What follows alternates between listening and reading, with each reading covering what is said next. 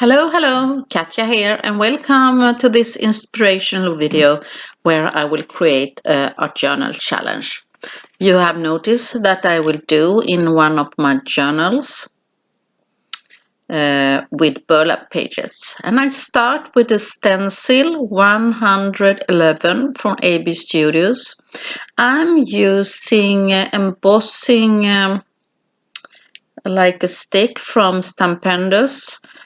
Because I want to add some paint, and you can notice that my embossing pad there on it's a little bit dirty, but I don't mind. I'm thinking it can give some interest to the background, because will be the background, and I will use white embossing powder. I have some watercolors. I have classic watercolors from Prima, and I want to add some white, gray, and light blue to the background. And I have too much color for me. I want to only have a dark, fine background.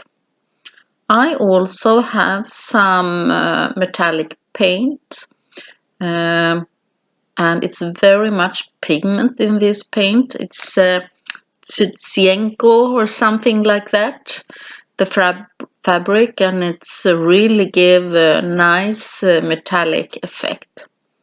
And I'm mixing the blue, white, and gray, and really I don't have no pattern or color how I will get it. I want to let the colors flow and it will go randomly. So I'm spraying some water on my watercolor paper, and I'm using some watercolor paper from Prima Marketing. And this is one way, because the embossing powder in white, it give a resist technique, and I have a fine textured background, and I don't want the background to be too busy. Here I have some gorgeous flower stamp 487 from AB.Studio, and it's really nice, and I will emboss this flower also, so I'm stamping it. This time I have a stamping pad, and you notice this is also dirty. That's life when you're doing mixed media and you create often. Things tends to be dirty, but in some way it works fine. And I'm stamping randomly on this paper, and when I stamp I get idea to a card, but not this time. And again I'm using some white embossing powder. I really like the white against some color. It gets more soft and tender than to use black. So I'm embossing it. When it's dry, my embossing, I want to color these flowers. And I'm using my watercolors again. A lot of water, because I don't want to work with the details. I really like when it goes randomly. A lot of water. I'm also adding a little bit yellow, and you see when I have too much pigment, I have it on the paper in my background first, and I'm playing around to get some randomly effect for my flowers. And in this process it doesn't look nice, but that's the way you are. In the process it can be not always most gorgeous effect. So I'm doing here because I want the paint to color before I'm adding too much. So you will see it doesn't look nice at all, but I'm working it and adding some water. So be sure, if you like this video, to give the thumbs up. I really appreciate if you do that, and please write a comment so I can if you are wondering on something, and I really appreciate. I read all the comments. I don't have the time to answer you all, but I get really happy for all the comments. Yeah, now I'm thinking that I'm really happy, and it's time to fussy cut the flowers. So I'm fussy cutting the flowers, and now it's the time. Now it's I also have some TandiArt paper from AB.Studio, just the way you are. And I'm stamping some interest in the background, some numbers and text. And here I have a text. It's a stamp 79.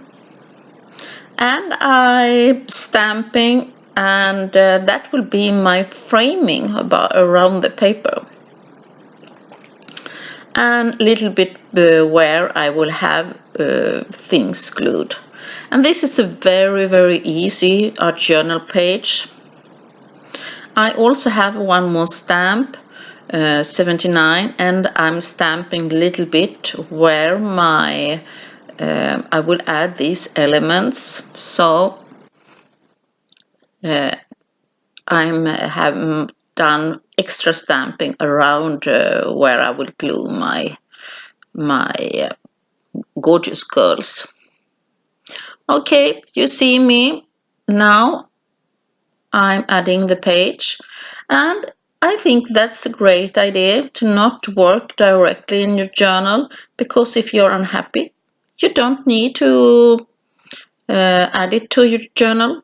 If you're happy with your background page or something, you can also always change your mind then.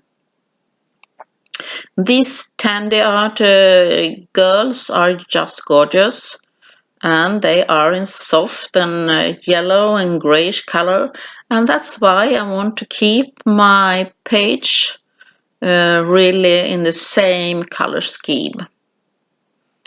So you see me now adding the fussy cut flowers. I also have made some fussy cutting from other paper where I have some leaves, and I try to make like a frame on my paper, and also on the inside.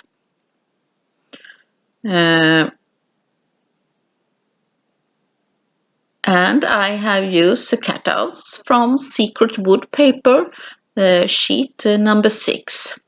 It's some leaves and also this like a tower, castle tower. And you see me, I have these leaves and berries to make a little bit more contrast color. And you see me working on the both pages. And I think it's a gorgeous way to use the burlap, like extra frame, but also that you can keep it and open it.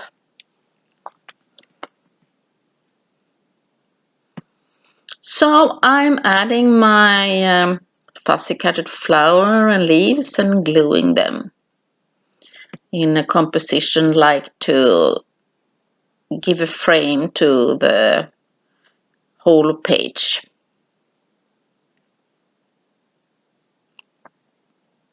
Now I have a stencil. It's a very nice fine stencil. It's number 14 from AB.Studio, and I want to add it because I want to add some more white, and it gives a really like a little bit snowy effect, and that's just how I want it, like all over page, and also to give it like a shimmer. I almost like add it like it's snowflakes, wintry. I don't think my page end up so wintry, even if that was my first thought. Now I want to add some white gesso because I think my frame with the burlap, it was too much contrast. I do it also on the inside, on the back side, and I will leave it like that for now, because I think the one side was the most important. And here I have a quote: "Don't allow your life to be unknown."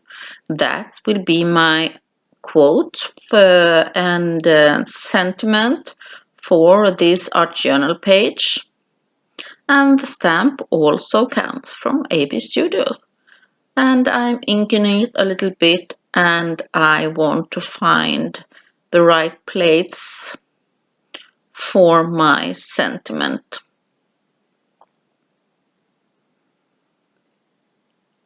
So I'm gluing it, and my sides start to be happy. Now I need to add some shade, little bit shadow effect around my cutouts, and I'm using only watercolor with a watercolor pen, a little bit brown to give like a shadow effect to my cutouts. Not too much, but only to give like a brownish vintage effect. And I think that also matches the burlap on the perfect way. Yeah, I'm starting to getting happy. Now I will use the stencil 160, and I'm thinking that was like a more bigger snowflakes, but I didn't do it like I was thinking. I'm adding them like in groups near my embellishment, near my details. And yeah, leave it to drying, and I think I'm happy with that now. And I'm using a little bit 3D gloss gel because I think it was too sharp edges contrast, and adding some micro beads in gold for to give the effect and to leave the art journal page to go on some way. I think always it gives some extra effect to add some metallics. Yeah, and that's thank you for watching, and thank you from me, and have a gorgeous time, all of the viewers. I love you all. Thank you, and bye bye. See you soon again in the next tutorial. Bye bye.